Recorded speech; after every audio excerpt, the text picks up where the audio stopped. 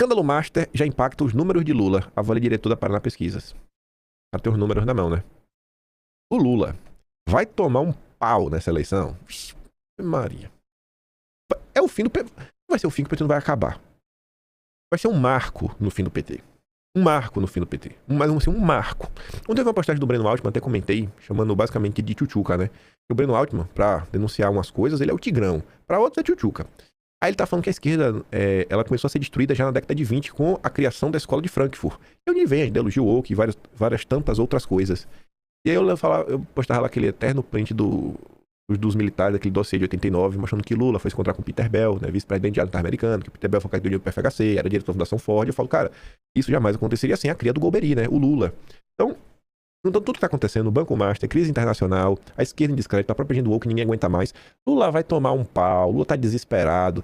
Os dados de opinião pública indicam uma tendência clara. Por enquanto, quem está perdendo é Lula. A avaliação sugere que o escândalo, somado ao desgaste envolvendo o Supremo, tem mais impacto sobre o governo do que a direita, que é a oposição. Aí, diante disso, o que a esquerda faz? Já se mobiliza, ligou a máquina de desinformação e o Mendonça vira alvo de fake news em massa, né, sobre o caso Master. Publicaram um vídeo antigo de Mendonça e Dom Pedro III para sustentar a narrativa falsa de que Mendonça estaria agindo para barrar quebras de sigilo no Banco Master. Quem é que está agindo para abafar a situação? Quem é que não deixou o sigilo do Toffoli ser quebrado? Ou pelo menos o CPI não quebrar? Aí tá ali, ó. Pra minha surpresa, foi o marceneiro do Metrópolis, mostrando ali postagens de perfis de esquerda, comparando quase a mesma postagem, quase o mesmo texto. Perfis, ó, Lula, 26. A máquina de desinformação do PT tá 1000. A gente tá sabendo se esse fofoqueio faz parte também lá da turma da Mind, né? Curioso isso aqui. Hoje, numa incrível coincidência, várias páginas resolveram pegar um vídeo de abril de 2025 e mentir que tem algo a ver com o Banco Master. A fake news é espalhada majoritariamente por perfis de esquerda. Coincidentemente também, vários usam o mesmo texto e falam em suspeição do ministro. Estão tentando destruir o caso Master, mas não ser suspeito, não pode continuar. Se o PT tá fazendo isso, é por quê? Porque sabem que vão se dar mal. Vai sobrar no colo do Lula. Aí chegamos no grande momento de ontem. Eu não tava dando nada até começar a realmente se analisar a série histórica, o desenrolar dos números conforme o tempo foi passando. Mas veja, desconfiança com o Supremo chega a 60% após caso Master, mostra Atlas Intel. Impeachment imediato de Toffoli é defendido por 49,3%. Agora, metade do país é a favor hoje. E outros 33,7% apoiam a medida após investigação. Hoje, 50%. No futuro próximo, 84%.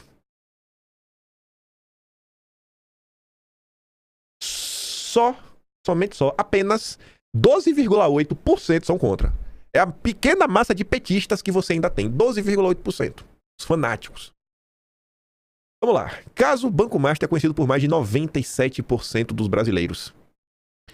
E aumentou a quantidade de gente. E olha só, o que eu sempre falei pra vocês ao longo do governo Lula? E isso ficou um pouco mais claro na minha cabeça ao fazer o Atlas. E começar a perceber o quanto tempo algumas coisas duram, né? As notícias, às vezes hoje é bom, mas amanhã ninguém fala mais.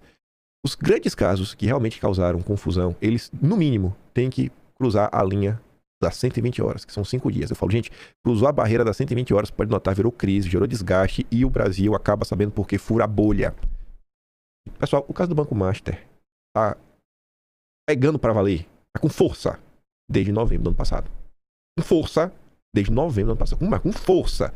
Cara, assim, ó. E pelo menos desde dezembro só se fala de Banco Master.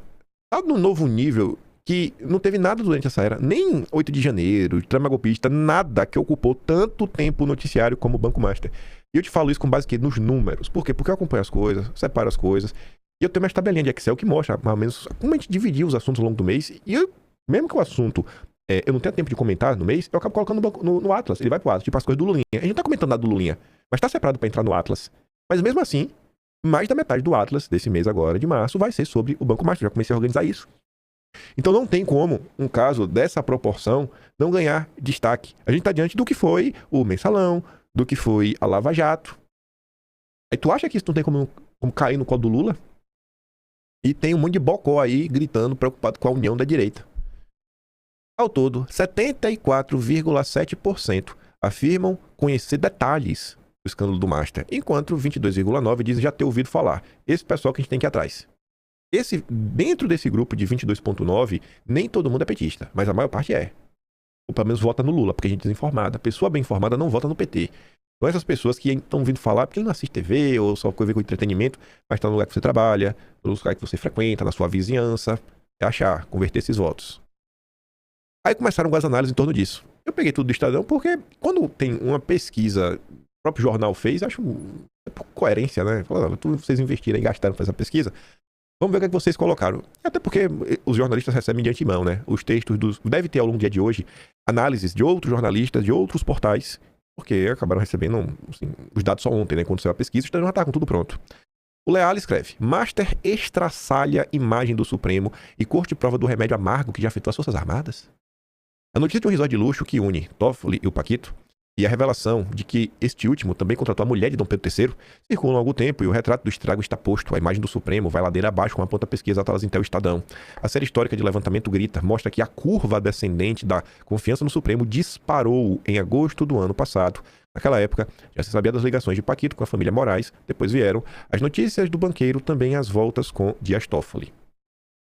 Aí vem o Ricardo Corrêa. Esse aqui é meio que chefe de redação. Os taxistas de Carmen Lúcia tinham razão. Desconfiança no Supremo rompe a polarização pela primeira vez. Tradução: furou a bolha. Aí ele vai entrar no número. Em 13 de maio de 2015, quando Carmen Lúcia pegou um táxi do aeroporto ao centro do Rio de Janeiro, onde participaria de um seminário, ao entrar no carro, o motorista questionou se já haviam dito a ela que se parecia com a ministra do Supremo. Carmen Lúcia fingiu que não era própria e no caminho com o indutor foi falando mal. A conclusão da ministra foi então que, ao contrário de 1975, quando ela entrou na faculdade de Direito, as pessoas naquele momento já começavam a prestar mais atenção no judiciário. O taxista que me trouxe não sabe exatamente o que é, mas sabe que tem lá a tal da Carmen. O judiciário se tornou um conhecido de todo mundo e alguém necessário para todo mundo, resumiu. 11 anos depois, Carmen Lúcia voltou a falar sobre os taxistas, dessa vez em um quadro profundamente mais dramático para o Supremo. Foi uma reunião fechada, mais vazada, em que ministros tentaram achar uma solução para que Toffoli deixasse a relatoria do caso do Master. O Poder 360 revelou as informações. E a Carmen Lúcia disse: todo taxista que eu pego fala mal do Supremo. A população está contra o Supremo. Desabafou para pedir uma solução. Pois bem, há pouco mais de um ano, e olha agora esses números, eu falando isso, não é oscilação. Oscilou, subiu. É assustador.